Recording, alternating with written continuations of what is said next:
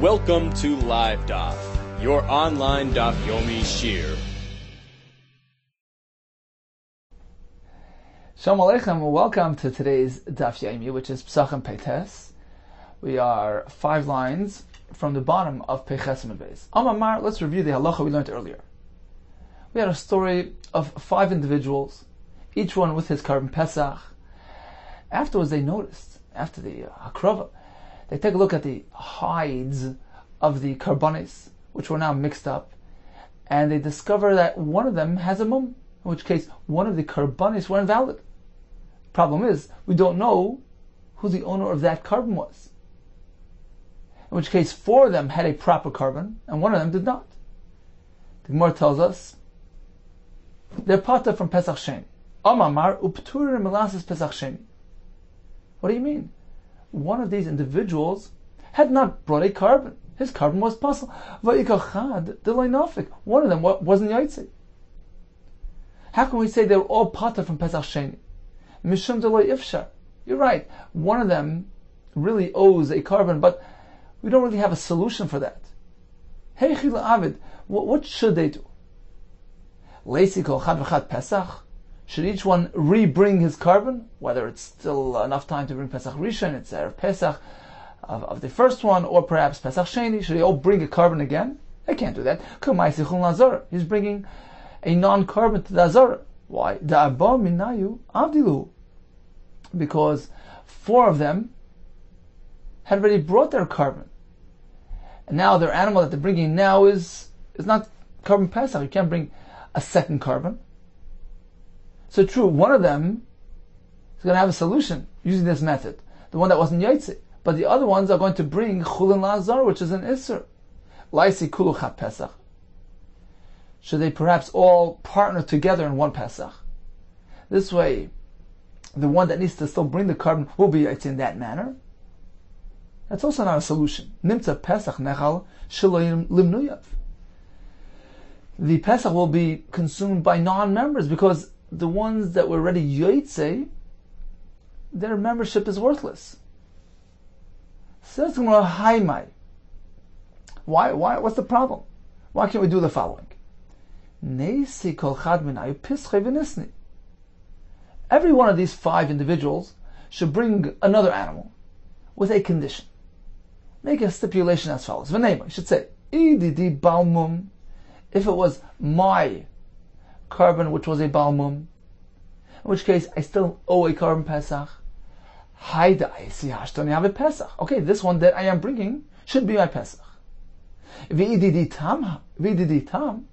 However, if my carbon was really a tam, a proper, unblemished carbon, in which case I was yaitse, and I don't need another carbon, Haida I have a shlamim. Okay, this one that I'm bringing should be a shlamim. He can do it conditionally. He can make it tonight. If I owe a carbon Pesach, let this be the Pesach. Otherwise, let it be an Adava, Shlamim. What's wrong with that? This way, the four who don't need a carbon Pesach, their animal will be a Shlamim. The individual, wherever he is, who needs a carbon Pesach, he will now be bringing his carbon Pesach. Lo yafshar. That also is not an option. Because, unlike a Pesach, a carbon shlamim has a portion of it, the chazah, the chest area, the shaik, the leg there, that goes to the kayin. The kehanim hu da'achlile. It's the portion that goes to the kehanim. Now, we can't give it to the kayin in this case. We can't just take the chazah, the shaik, and hand it over to the kayin, because on the chance that this is really a carbon pesach, he's feeding carbon Pesach material to a kohen who is not a member. He's not a monoi on this carbon Pesach. Therefore, this option doesn't work. Says the Gemara, okay, you worried about the chelik hakohen? No problem. Have each one of these people bring along a kohen and make him a member in his theoretical carbon Pesach. In which case, on the tzad, on the chance that it's really a carbon Pesach, he can feed the kohen, the chazah v'shoik. Hi kohen echidami. What's the status of this kohen? Ida avid Pesach. if he already brought his own Korban Pesach, then it certainly can't work. Dilma hai Pesachu. Perhaps this now is going to be a Pesach. V'nimtza Pesach nechal shelilim nuyav. In which case the Pesach is going to be fed to a non-member because this kohen cannot join another Pesach once he already was yoyt his Korban Pesach. V'dilo yavet Pesach. Well, you'll say this kohen had not yet been yoyt his Korban Pesach. Dilma shlamimu. In that case, we have to be concerned that perhaps this Korban is not a Pesach; it's a shlamim. Right? There's always a chance it could be either Pesach or Shlamim. That was the condition. If I'm Chayiv Pesach, it should be a Pesach, otherwise it's a Shlamim. Now, on the chance that it's a Shlamim, then this Kohen was not Yoytze his mitzvah. We're speaking about a Kohen that never did a Pesach yet. Dilma Shlamim hu v'lo yavet Pesach, in which case the Kohen will not have fulfilled his Pesach. So that doesn't work. V'nesi kol chad chamisha, chad Kohen, v'lo yavet Pesach. Perhaps we can follow the following formula. Each one of these 5 individuals should bring along a friend, a kohen, who had not yet brought his Korban Pesach. V'nimni iloyei hani chamisha psachim. So all 5 will bring one kohen, right? 5 individuals here will bring along one kohen who had not yet brought his Korban Pesach, and he will join these 5 psachim. Meaning, one of them is going to be a Korban Pesach. We just don't know which one. This kohen will theoretically become a member of all 5, meaning whichever one amongst the 5 will be the Pesach, I'm going to be a member of that Pesach. Now we covered all chances. In all cases, Pesach, there's one there, one person who had not yet brought his Korban Pesach. In which case, this Korban is a Korban Pesach. The Kanaf Kibay. And this way, they were yaitze with that Korban Pesach. The individual whose Korban was a Balmum originally is now going to be yaitze with his Korban. And the Kohen, who had not yet brought his Korban, will be yaitze as well. Because he joined the Korban Pesach wherever it is. So why can't that be a proper solution? Says the Gemara, Ella mishum dekamim mamit ba'achila shlamim. By proceeding in this fashion, what we're really doing is we're shortening the time span of the Achila of Shlamim. Because we have to account for the chance that this is a Pesach. Each one of these 5 can theoretically be a Pesach, and has to be eaten within the time frame of Achilas Pesach, which is only that first night. Dilu Pesach liyom v'layla. Pesach only has a day and a night to be eaten. Vilu shlamim l'shnei yomim l'layla echad. Shlamim can be eaten for 2 days and a night. And since we have to be concerned that perhaps this thing is a Korban Pesach, you have to shorten the Zman Achila. You cannot drag it out for 2 days and a night. And what happens now? 4 of these are really Shlamims, which have a longer Zman Achila. By shortening their Zman, says Rashi, you're going to be burning, you're going to be bringing kachim, which is really kosher, to sreifa unnecessarily. Therefore, that's not an option. Says what about the following solution? We know that there's something called Moisar HaPesach, leftovers of the Korban Pesach. For instance, a person designates a certain amount of money for purchase of this Korban, and he has some left over. That's called Moisar HaPesach. Or suppose he has an animal which he reserved for a Korban, went missing, and reserved another one. He has one left over. That's meant to be used for a Shlomim. Because a Pesach and a Shlom are closely related. It's as though Pesach is a subcategory within the Shlomim family, and something which can't conform to Pesach is used as Shlomim. Says, well, why can't he just take some money and consider it Moisar Pesach? He'll say, this is not for Pesach, this is leftover for Pesach. A Pesach leftover. In which case, it only has the Zman Achil of Pesach. It's going to be used for a Shlomim, but a different type of Shlomim, not your standard, typical Shlomim, which is eaten for 2 days and a night. Rather, it's going to be treated like a Pesach leftover, which only has the Zman Achil of a Korban Pesach, a day and a night. So why can't that serve as an option here? These 5 people should take an animal and say, well, I'm making it tonight. Either it's my Pesach if I need it, or it's Moisar Pesach, which is a certain type of shlamim, which only has this Zman Achila of Pesach. So now we don't have that conflict. These Zman Achila conflict between Pesach and shlamim. I'm not shortening the Zman Achila, because even the Moisar Pesach has the same Zman as Pesach. V'naisi Moisar Pesach, v'neima, and say like this.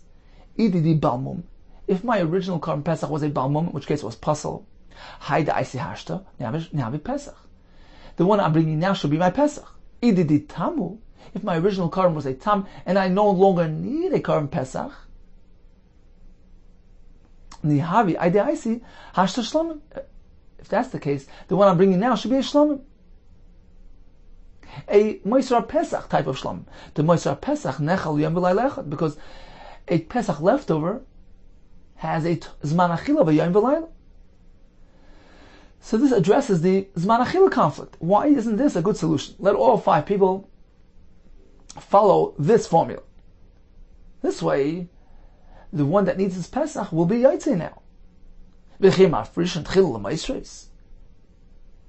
a person initially be mafresh something and designate it as a Pesach leftover? If it's leftover, fine, but you can't initially take a korban and say, well, this is a Pesach leftover. It doesn't work. Says, okay, v'nitzruchu, let them exert themselves. Look around. V'naisi Moisar Pesach. Go see who has some leftover money, legitimate Moisar Pesach. Pull together the money, purchase 5 animals, and proceed with this formula. Each one will say, well, if I need a Pesach, this is my Pesach. Otherwise, this is a Pesach leftover. It's a Moisar Pesach, which is a Shlamim, but a Moisar Pesach version of Shlamim, in which case it has the same Zman Achila as Pesach, and there's no conflict. Elam Shem Smich. The concern is because Shlamim, a legitimate Shlamim, needs smicha performed. You have to lean on the korban, do vidu, as opposed to a korban Pesach which does not have smicha. Dilu Pesach lebei smicha, vilu moisa bei smicha. Pesach doesn't require smicha, and if it doesn't require smicha, you cannot do smicha unnecessarily. Rashi says it's using the korban to avoid the bekachim. So we have a conflict once again. We have an animal before us, which is Safek Pesach, in which case you can't do smicha. Safek that it's Moisar Pesach and has the same din as a Shlamim with respect to smicha. It needs smicha. And you can't do smicha on the chance that it's a Pesach. Therefore, you can't bring something knowing that you will not be able to be Makayim its mitzvah properly, because if it's a Shlamim, it needs smicha, which you can't do. Dilu Moisar Pesach loy by smicha, dilu Moisar by smicha.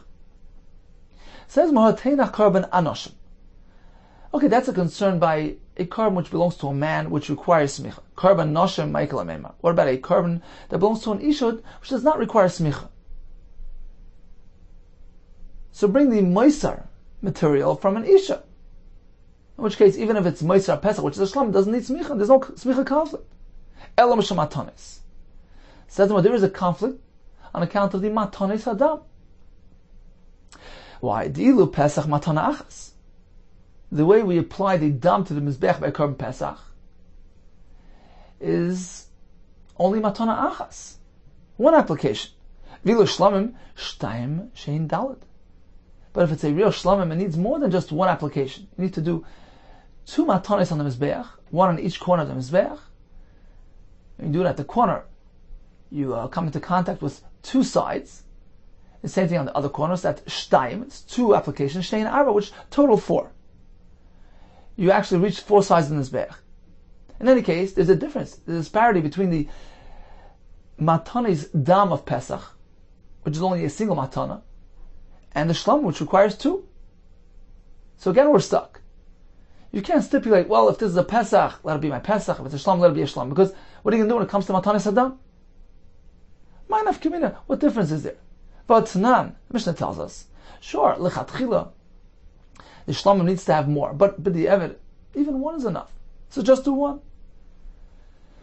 All the karbanis which their dam is going to be placed on the mizbech achitzin, shenas the matana achas keeper, which were only applied once, the carbon is fine. So why isn't that an option?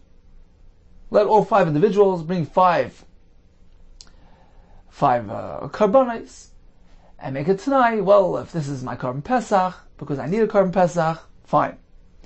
Otherwise, let it be the Meiser Pesach, the Shlamim, and just proceed doing 1 matan on the Mizbeach.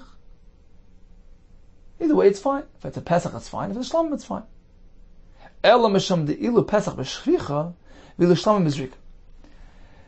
There's a discrepancy between the Pesach and the Shlamim with respect to the manner of application.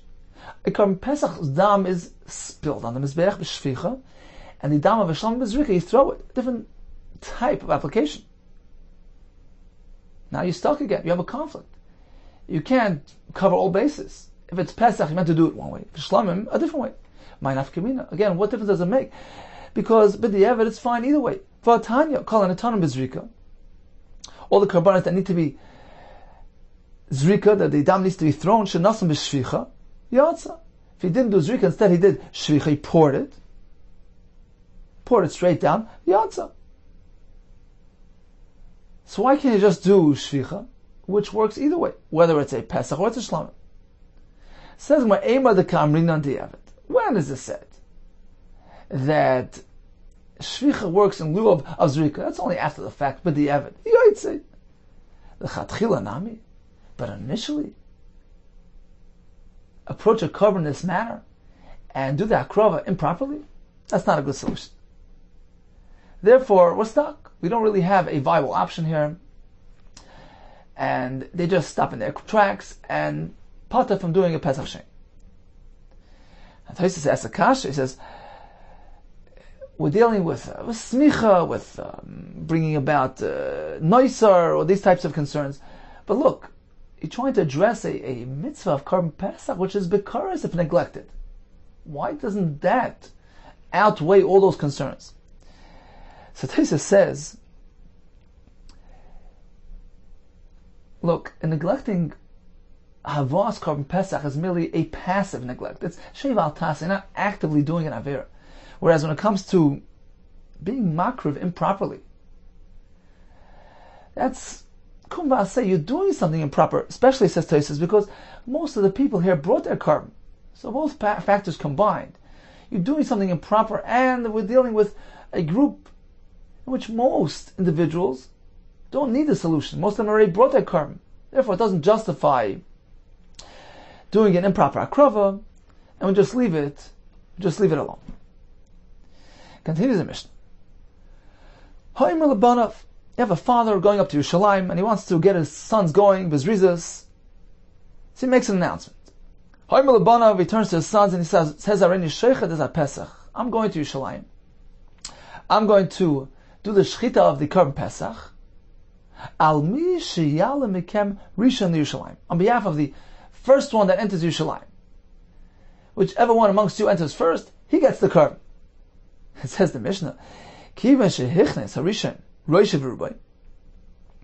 soon as the first one enters, his head and most of his body, he is zoiche in his chelik in the Korban Pesach, and on account of his zechia, he also generously transfers some of the korban to his brothers. Says the Gemara, how does this work? Shmami no yesh breira. It would seem from this Mishnah that we apply the concept of breira. He told the sons, look, the first one that enters Yerushalayim, he will be considered the primary member of this Korban Pesach.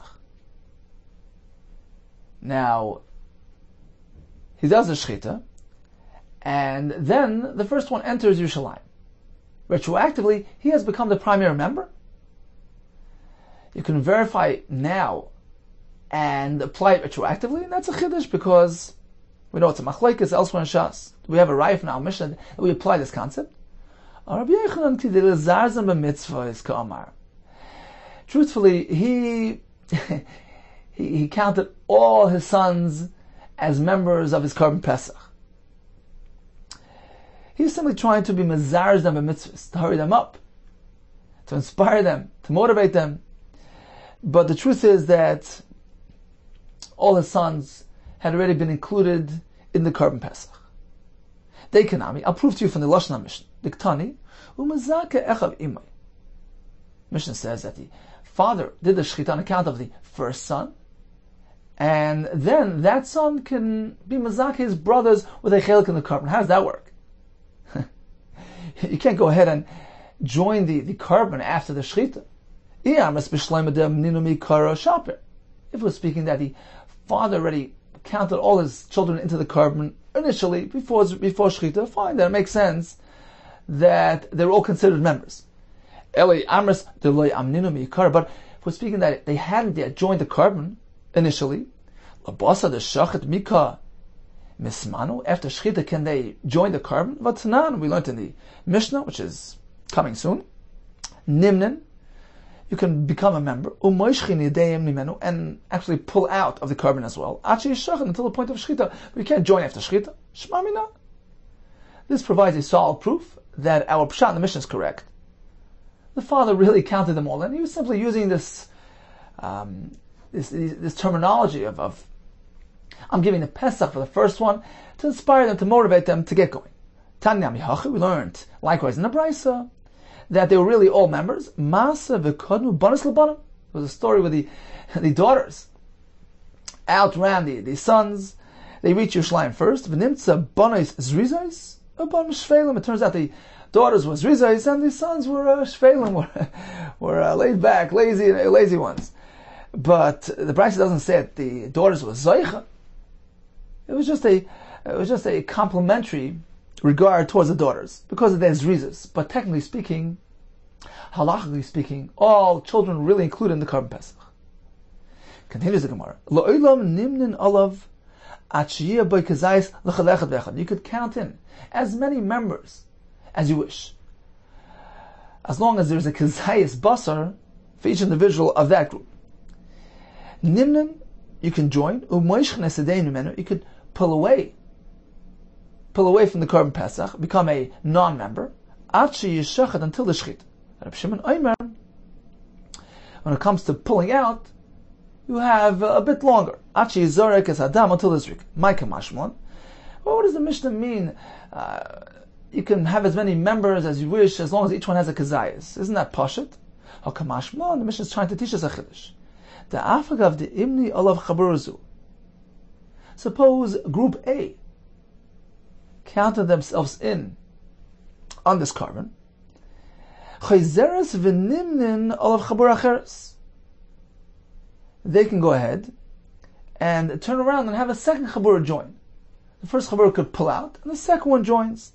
That's a chiddush because there's a shita later on the Masechta that holds it doesn't work. You need at least one of the original chabur present. Our Mishnah apparently doesn't hold of that concern. You can pull away, you can join, whatever you want, as long as you have a kazayis per person. Nimna nemoishchen esedein asher shachit. Tanakama says you can come and go until the shechita. Shimon says until the zrika. Amar Abaye, machleges limashach. When Shimon says you have up until zrika, that's only pertaining to pulling out of the carbon. The Rabbanan Savri miyois miseh. The pasuk says v'miyimat habayis, and the drush is if the members will lessen, will diminish. V'miyimat habayis, if something going to pull out miyois miseh, it needs to be while the seh is still miyois. The drush is like this. The Rabbanan Savri miyois miseh is referring to the lifetime of the seh. Michayusei the seh, perhaps hey and ches are interchangeable.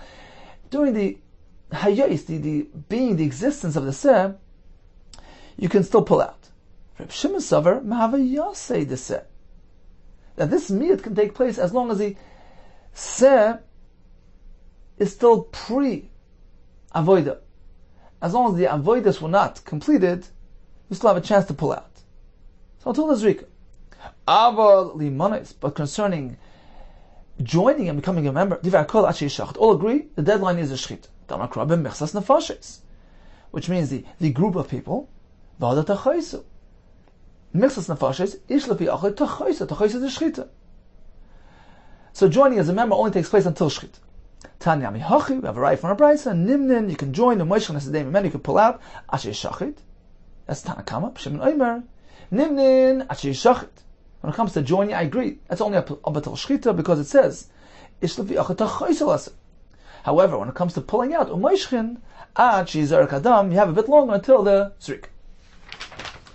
Continues the Mishnah.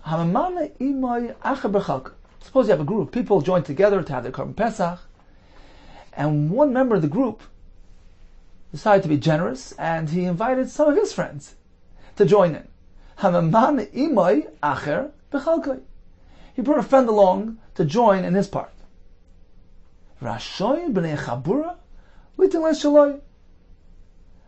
The other members of the Chabura can turn to him and say, look, take your fair share, take your part, and have it, share it with your friend. And he will have his part with his friend. And they have theirs. The Bnei Yeshiva asked the following shayla. What happens if Bnei Chabura shehayu yodav shel echad men yafos? You have a group of people, and one of the members of this Chabura eating the Korban Pesach, his hands were yafos, quick hands. Rashi says it's a term for a quick overeater, an excessive eater, above average. Can they expel him from the group? Can they turn to him and say, look, toil, take your portion, take your fair share and leave us. We don't want you as part of our group. Mi amrinan, shall we say, Matzi Amalahu, he can turn around to them and say, look, Hakabilton, you've accepted me as a member. Take me as I am. You should have looked into my eating habits. Now that you've accepted me as part of your group, take me as I am. Or perhaps they can say, no, this is not what we had in mind. They can tell him, Ki kablinan, you know why we accepted you? To look after the korban, to ensure that there's no leftovers, no noiser. We assume that you're a normal, typical, average eater. Adata da'achlas tfeiminan, like kablinach. We didn't accept you knowing that you're an overeater. So perhaps that gives them a right to send him off with his portion. Don't take part in our achila. Tashma, let's bring a right from our Mishnah. Mishnah says, if one of the members of the Chabura chooses to invite some of his friends to come along as well, Rashayin b'nei Chabura litin le'ishalai, they have full right to give him his share and let him share it with whomever he wants. And he has his, and they have theirs. My time, why do they have a right to do that? Lav mishum dahavale ki yadayim shel echad men yafos. Isn't this similar to the case of this overeater? He's bringing along some company. Do your own thing. Take your share and mind your own business. You can't take more than your fair share. So you have a right to our halacha as well. Yodav yafos. Now, if you maintain that an overeater can always claim to them, look, you've accepted me, and you have no right to expel. In this case as well, he's bringing friends along, in which case he's going to have more than the fair share. It's a very similar case. Why does the Mishnah tell us they have a right to expel him? Perhaps we have a right from here that in our case as well, this individual who's an overeater, he can be expelled from the group. Amri, the Bnei Yeshiva, responded, "No, you don't have a right from our Mishnah. It's different. Deya is shani. You're adding more people, more personalities, more opinions into this equation here, and they're not interested in having more people join their Pesach. They have their distinct social setting, their group, and they don't want any unwanted guests. Suppose, even if both those people, the member and his friend that he's bringing along, will actually not eat any more than the fair share. Both of them together will only have as much as one member of the Chabura. So overeating is not a concern. Even then, they have a right to refuse. Matzi Amrle, they can tell him, look, we don't want unwanted guests. We don't want a stranger amongst us. So the concern is not because he's taking more than his fair share, rather because he's intruding with a stranger. Now Tosfos asks, what's the Havamim of the Gemara?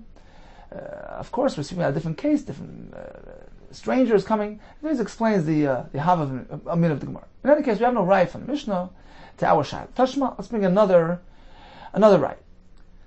The Brisa says, Hasham she'achal kazayis basar b'tzad hataner. The servant who was in the middle of roasting the Korban Pesach began to nibble. Ate a kazayis basar at the side of the oven, and we know that once you begin eating the Pesach, you cannot switch locations. If he's a wise fellow, he fills himself with the Korban Pesach, he finishes the mitzvah. This way, he has no concern about change of location. Now, if his fellow Chabura members want to be nice to him, they come, sit next to him, and they join together. Ratzu in. This is only because they decided to be extra nice to him. Loy ratzu loy, but otherwise they don't have a chiyuv. They don't have an obligation to go join him. Why not? Namely, he can turn to them and say, look, we're one group. We're all members of the same carbon. Hakabilton. Look, you've accepted me into your group. And you have to look after me. If it so happens that I inadvertently began to eat the Korban Pesach by the tanner, whether it was intentional or non-intentional, the fact is now I'm stuck. And come join me with my carbon. We're meant to be one group. Says the Gemara, Shani Hassan. No, there it's different. You can't bring a right from that case, where we say that they have no chiv to go join him. There's no right from there to our Shaila. Our Shaila is a person who's an excessive eater. Can he say, well, you've accepted me and you're stuck with me? There's no correlation between one and the other. There's a difference. Shani Hasam. Over there it's different. The Amrilay, they can tell him, look, Kika Belinach, when we accepted you, it was not only Adata the Nitrach Kaman. You were supposed to exert yourself for us. He's the Shamish. That's why you're part of our group. Lemitrach lon lidach, that we should go and exert ourselves on your behalf, like Kablinach. That's not what we had in mind. That wasn't part of the deal. And therefore, in that case, certainly they have no chiv to go join him. However, explains Rashi, when it comes to this fellow who's an overeater, the fact that they hadn't looked into him, they hadn't investigated his eating habits, in the case that they weren't really too concerned about it, then yeah, they accepted him as he is. There's no raya that in our case they can expel him. Toshma, let's bring a raya from a brisa. But you have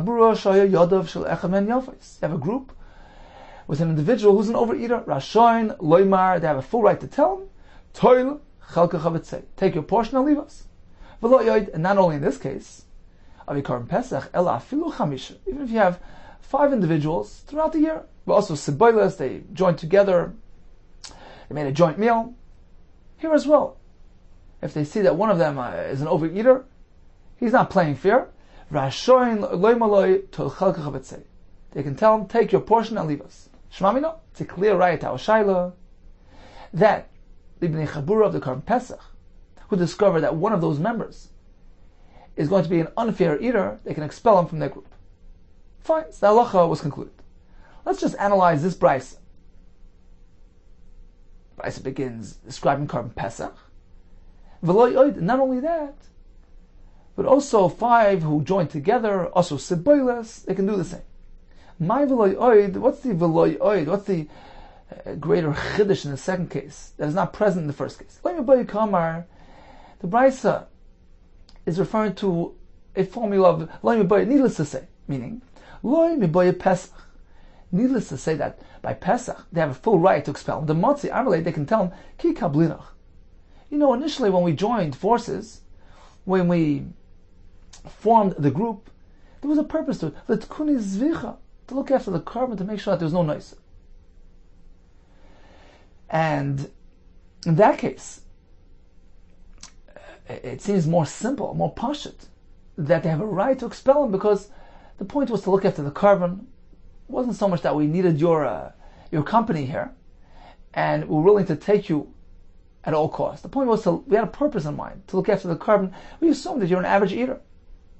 Therefore, if he turns out to be above average eater, they can expel him. Ela afilu siboilas nami. But even a siboilas, a joint meal throughout the year. The tzafsa ba'amu, where in that case, the point of joining together is for social interaction, enjoy each other's company. Perhaps there is different.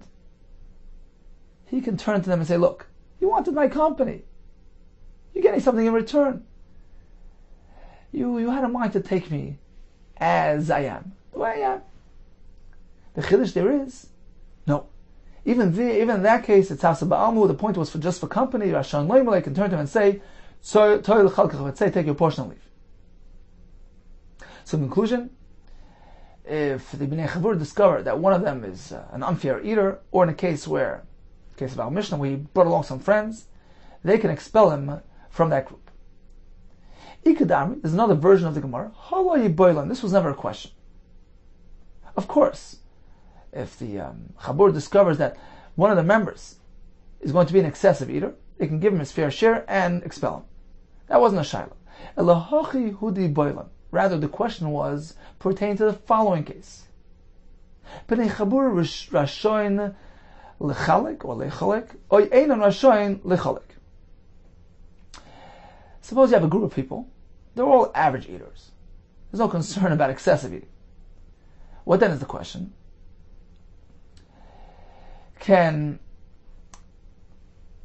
some of them decide, well, we want to split the carbon Pesach, give each person his fair share? We don't have a joint access to the animal. Each one gets a portion of the carbon, that's it. This way, we ensure absolute fairness. Can they do that? Rashoin lechalik? Or ein rashoin lechalik? Or they don't have a right to do that. Let each one take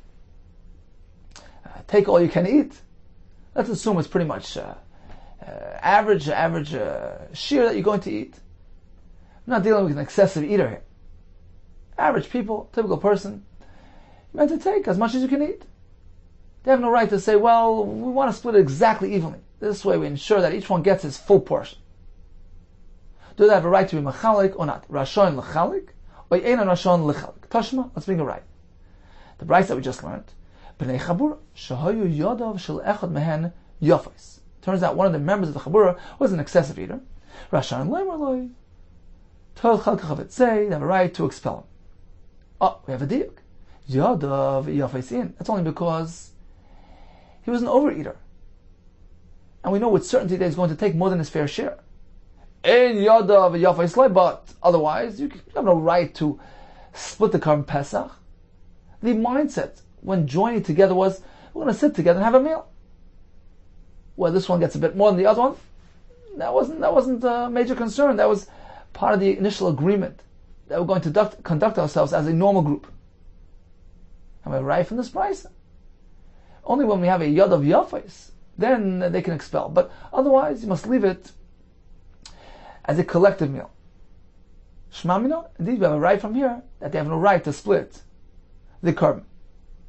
Continues the Gemara with a story. Rav Papa, Rav Huna, bread Rav Yeshua, Arivu Rifta, they mixed together, they had a joint meal. Rifta is a bread, they joined in one meal together, Bahadi Adadi, with each other. Ada Achel Rav Huna, bread Rav Yeshua, Chada. By the time it took Rav Huna to have one loaf or one slice of bread, Achel Rav Papa Arba. Rav Papa was already finished his fourth. Gemara about Mitzvah says that Papa was large size, he had large appetite, and he already had four. When Rav Huna only managed to have one. So Rav Huna turned to Rav Papa and he said, Palegli, let's split up the meal here. It's not going to go anywhere. Amar lei, so Rav Papa says, too bad, it's too late. Kabilton, you've accepted me. We've joined together. This is our agreement. We have no right to split things in the middle. Eisvei kolhani tiyufta. So Rav Huna challenged Rav Papa with all these rayas that we had in the Gemara, which seem to prove that when there's an overeater amongst the members, they have a right to expel him. Here as well, look, you're eating beyond average.